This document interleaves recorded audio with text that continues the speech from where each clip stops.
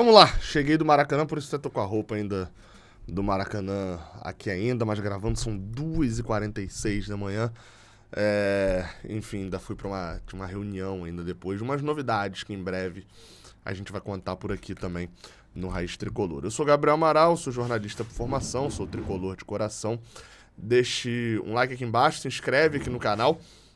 Esse aqui é o resumão da rodada, é um vídeo onde eu faço questão de olhar todos os resultados da rodada e trazer como informação para a galera que acompanha aqui o Raiz Tricolor. Então esse é um vídeo que, para você que me acompanha aqui para me ouvir falar de Fluminense, eu vou falar um pouco menos de Fluminense, porque eu vou te informar, você torcedor do Fluminense, sobre aquilo que está acontecendo nos outros clubes, beleza? Então aperta o like aí embaixo se você gostar desse vídeo e se inscreve aqui no Raiz Tricolor. O fato é, a gente está no G4, né? Essa é a primeira, é a parte boa, parte inicial aqui desse vídeo. O Fluminense está no G4 com 24 pontos, óbvio, né?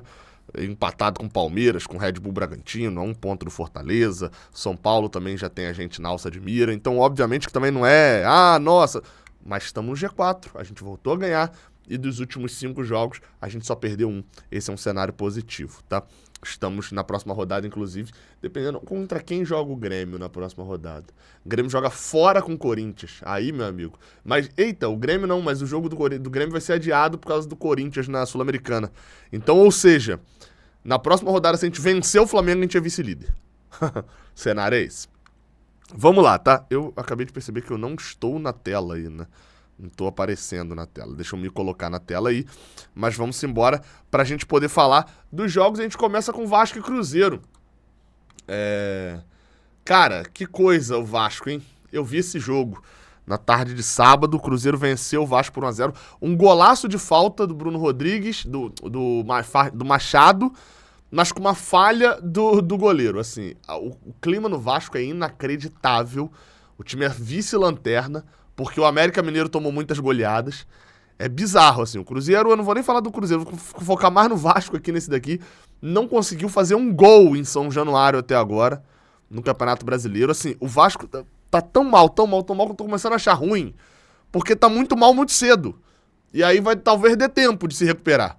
Mas assim, a cara do Vasco e a aceitação da torcida de total rebaixado. Já o Cuiabá abriu o placar em casa num gol de pênalti com o Daverson, mas tomou empate do Bahia, um gol do Imperiur contra o Mangote. Mangote? Vinícius, não Vinícius. Saiu comemorando, seria um gol até parecido com o que ele fez contra a gente. Mas o gol foi marcado pelo Imperiur contra. Cuiabá e Bahia estão num grupinho aqui que é o grupo pré-rebaixamento. É o grupo que não entra no Z4 junto com Santos e com Corinthians, né? Mas o Cuiabá vai seguindo pontuando. Não é um time bom, não é um time espetacularmente treinado, bem treinado, mas é um time que pontua, né? Para a Série A isso é essencial. O Cuiabá, nesse momento, tem 38% dos pontos, vai pontuando, segue pontuando. Atlético Mineiro perdeu em casa pro Corinthians, cara. Um golaço, golaço em termos assim, do Roger Guedes, um gol de qualidade do Roger Guedes. Bateu no cantinho. Eu não vi esse jogo, né? Esse jogo foi o jogo das 6. Pressionado, o Timão aproveita erro do rival, marca com o Roger Guedes e respira no Brasileirão. Galo aumenta jejum com o Felipão. O Timão foi suficiente para afastar o Timão da zona de rebaixamento e dar alívio ao Vanderlei Luxemburgo, pressionado após uma sequência ruim. O Galo, por sua vez, teve dificuldade para achar espaços, exigiu de Cássio apenas 2 grandes defesas e deixou o estádio sobre vaias irregulares sem Felipão, suspenso no banco de reservas. O time mineiro ainda joga abaixo das expectativas, não venceu em 5 jogos no novo comando e patina no campeonato. Que coisa o Filipão, hein? Vai ter no início de Luxemburgo, né? O Atlético Mineiro já ocupa a 12ª posição, depois de uma sequência aqui, ó, nos últimos 5 jogos, 3 pontinhos só e 2 derrotas. Um desses empates aqui foi com o Fluminense, inclusive, já despencou, né? O time que era G6 lá atrás já é 12º. Esse blocão aqui, que vai do Flamengo ao Atlético Mineiro, mas é implacável, tá? Não tem boa.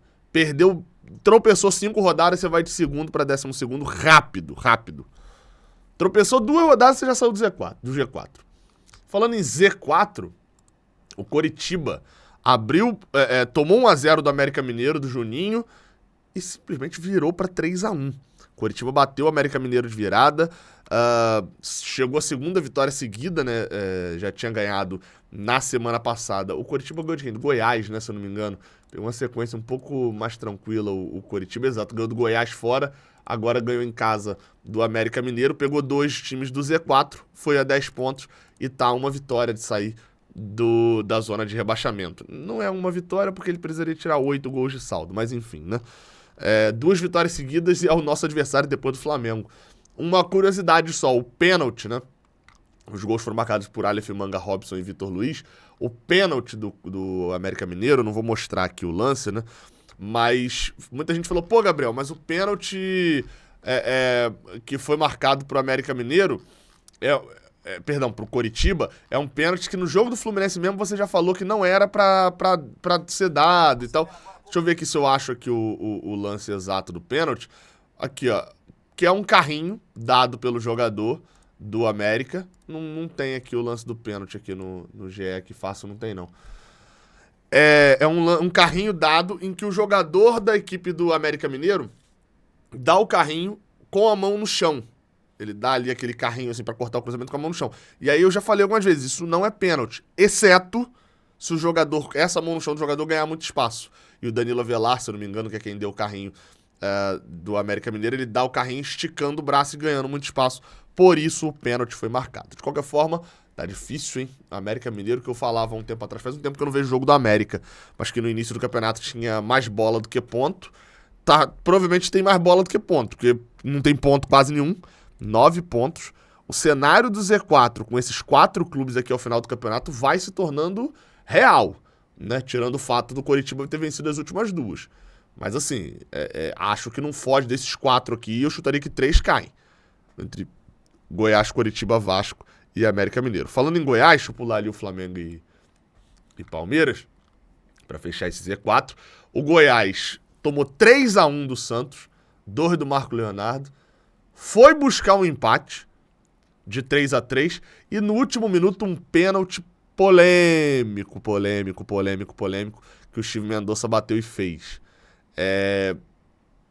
Eu não tenho opinião sobre esse pênalti ainda, tá? Eu vi o lance umas 2 vezes, ainda não vi aqui no computador.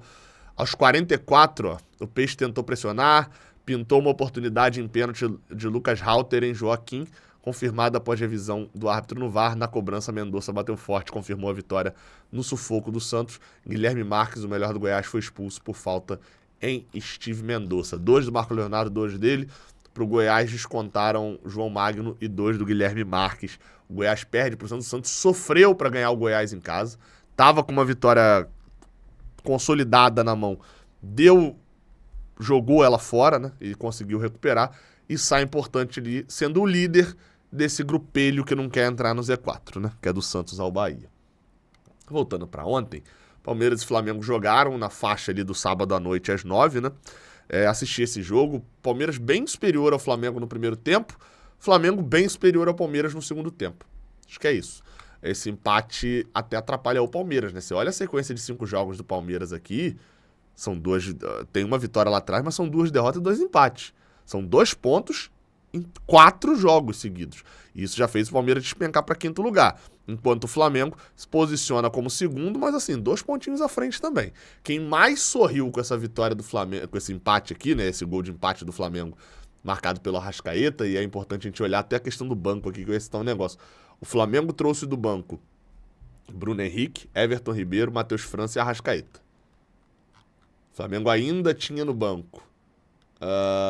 Não tinha ninguém de tão interessante, não. O time do Flamengo é bom, tem qualidade, é forte. Foi buscar um empate importantíssimo lá no Allianz Parque.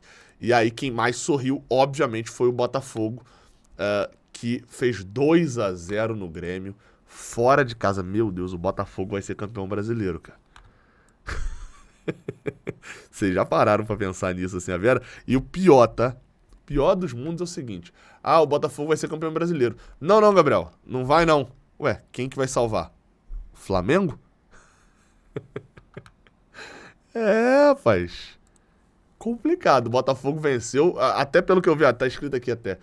Eu não tava vendo, tava na reunião nessa hora, mas Fogão suporta a pressão do rival na arena, cresce no segundo tempo e abre 10 pontos de vantagem na liderança. 10 pontos de vantagem na 14ª rodada.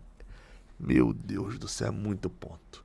2-0, time treinado por Cláudio Caçapa suportou bem a pressão, cresceu no segundo tempo, soube aproveitar os erros do rival para marcar os gols da vitória com Eduardo e Carlos Alberto. Quem segura o líder? A verdade é essa. E a verdade também é implacável, né? Se o Botafogo perder esse título, é a maior pipocada da história dos pontos corridos no Brasil. Eu falar dos pontos corridos que são os que eu vi.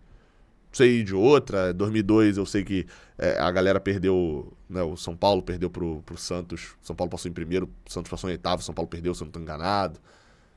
Mas dos pontos corridos é a maior pipocada. Ah, mas teve o Palmeiras em 2009, não é?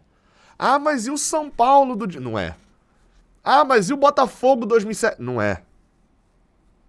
Tem maior pipocada que essa aqui não, meu amigo. Se perder esse título, o título tá na mão do Botafogo. São 10 pontos de vantagem pro vice-líder. 10 pontos de vantagem. Enfim. Ainda na faixa das 4 horas, o Fluminense ganhava por 2-0 do Internacional no Maracanã. Não vou ficar me estendendo porque já tem um vídeo analisando esse jogo. E teve Red Bull e São Paulo que terminou 0-0. Era o jogo das 4 horas da tarde também da Globo, né? O outro jogo da Globo. Bragantino e São Paulo ficam no 0-0, perdem chance de entrar no Z4, jogo morno. Massa Bruta pressiona, mas reservas de Tricolor seguram o rival, Alexandre Pato reestreia. São Paulo entrou com reservas porque joga no meio de semana a vida contra o Palmeiras na Copa do Brasil, né? Nas quartas de final da Copa do Brasil. Pelo que eu vi aqui, então, Red Bull foi melhor, né? Dominou o jogo, criou boas chances, mas não furou a defesa do rival. E com um time inteiro reserva, de olho na Copa do Brasil, o Tricolor soube se segurar, viu o garoto Matheus Belém se destacar e promoveu a reestreia de Alexandre Pato. Bom saldo às vésperas do jogo contra o Palmeiras. Com esse empate acabou beneficiando a gente, né? São Paulo ficou mais para trás, 22 pontos, e a gente passou o Red Bull Bragantino, que foi a 24. O Fluminense tem um saldo melhor e tem mais... Na verdade, o saldo é pior, né? 7-8. Mas tem mais número de vitórias, né? O Fluminense empatou pouco no Brasileirão. Perdeu muito, mas empatou pouco. Isso faz ter um número de vitórias bom, e isso é útil nesse momento. E para fechar, além do 2-0 que eu falei, o Fortaleza ganhou o Furacão, 1-0, Marinho estreou lá no Fortaleza, mas o Marinho saiu, o Pikachu entrou e foi ele quem decidiu. 1-0 pro Fortaleza e segue o Fortaleza, tá em 7º, né? A matéria fala Fortaleza no G6, cara. A cola no G6, entende? Tá em 7º. Hoje, dá pra dizer que o Fortaleza estaria na Libertadores, que invariavelmente, assim, um desses times que tá aqui em cima vai acabar ganhando Copa do Brasil, ou Libertadores, ou Sul-Americana. O Fortaleza segue ali em cima como quem não caneta. Não viu o jogo, né? Não tem como falar do jogo, mas tem como falar disso. Os dois Atléticos caíram muito na tabela nas últimas rodadas. Você pega os 10 jogos aqui, né? 5 do Atlético Paranaense, 5 do Atlético Mineiro tem uma vitória. Então isso mostra como eles decaíram nas rodadas. O Internacional vai mostrando também como é implacável. Perdeu um jogo, já cai 2 posições. O Cruzeiro ganhou um jogo, já sobe 3. Aí o Fortaleza ganha um jogo, já sobe 4 posições. Essa meiuca tá. Segue o campeonato, segue com a mesma divisão. O Botafogo joga um campeonato sozinho. Do Flamengo ao Atlético Mineiro é um outro campeonato. São 6 pontos de distância. Só pra vocês terem noção, da distância do Flamengo pro Botafogo, do segundo pro primeiro, é do segundo pro 13º. É bizarro.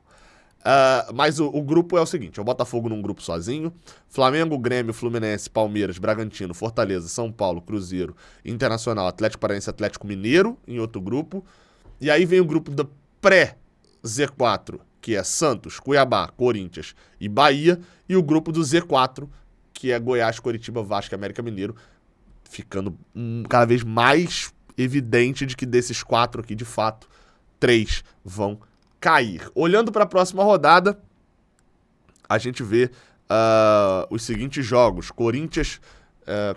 Botafogo e Red Bull Bragantino. Jogo interessante, porque é o líder do campeonato tá abrindo a rodada mais uma vez. E assim, se destaque aqui um ponto, né? Sobre a questão do Botafogo. O Botafogo ganhou o Flamengo com o mando do Flamengo, ganhou o Grêmio com o mando do Grêmio, ganhou o Fluminense em casa, ganhou o Palmeiras no mando do Palmeiras. Dos 5 primeiros colocados, o Botafogo ganhou 3 fora de casa. E o outro ganhou em casa. Então, assim, é um Botafogo que não tem muito mais o que se provar. Joga em casa com o Red Bull Bragantino, vamos ver como é que vai ser esse jogo. Cruzeiro e Coritiba, Fla-Flu, só isso no domingo. Só isso no domingo. Fla-Flu, Sansão também às 4 horas da tarde, tem Fortaleza e Cuiabá. Inter e Palmeiras aqui também Palmeiras desesperado pela vitória. Vamos ver como é que vai ser a semana de Copa do Brasil também, né? Atlético Paranaense e Bahia. E Goiás e Atlético Mineiro na segunda-feira. Corinthians e Grêmio, América Mineiro e Vasco foram adiados. É isso então, tá? Tamo junto. Até a próxima. Valeu!